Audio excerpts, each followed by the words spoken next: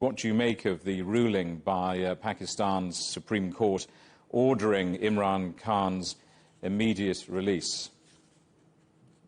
Well, it's a welcome development for multiple reasons, Jamie. The first being that since the arrest, there have been violent protests that have broken out across multiple cities in Pakistan with public, private, and military infrastructure targeted, destroyed, set ablaze.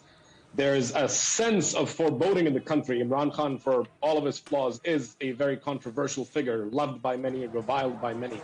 And the hope is that the call that he has already made from inside the Apex Court premises for his supporters to remain calm and to protest without causing public disturbance is a welcome sign.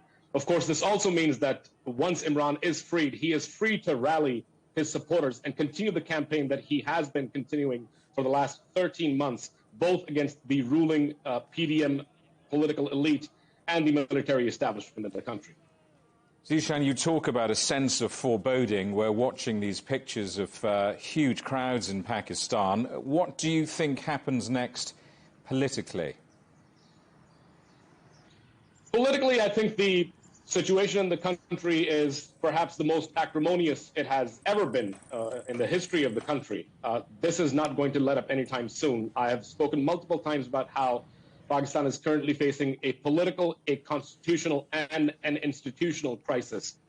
And this decision by the Supreme Court to declare his arrest unlawful will only bring more pointed fingers at the Supreme Court of being in the PTI camp.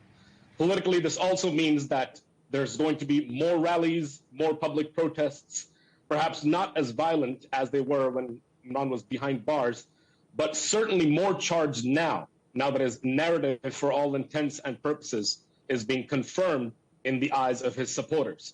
I would assume, though, that certain civil liberties that have been curtailed in the country in the last 24 to 48 hours, specifically 3G, 4G networks, the internet, the ban on certain social media websites, is hopefully going to be lifted in the next 24 hours. And the next 24 hours are actually also very, very important because Imran has also been directed to appear before the Islamabad High Court, the same premises from where he was arrested 2 days ago.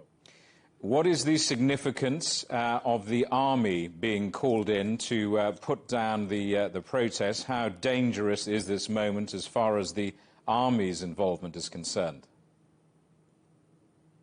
Well, there's two ways to answer that question. The first is the civilian law enforcement in Pakistan is traditionally and historically undermanned, understaffed, undertrained, and the military is called in for a range of kinetic interventions, be it insurgent nullification in Balochistan or terrorist nullification in the Fatah region, now known as the NMD region, or urban pacification for urban crime in Karachi. But in this particular case, given that Imran was also arrested by paramilitary rangers, it is clear that the military's involvement is only going to lead to a further widening of the chasm that exists between Imran, his party, his supporters, and the powers that be inside of Pakistan, specifically the ruling political elite and the powerful military establishment. This is not a good situation, Jamie.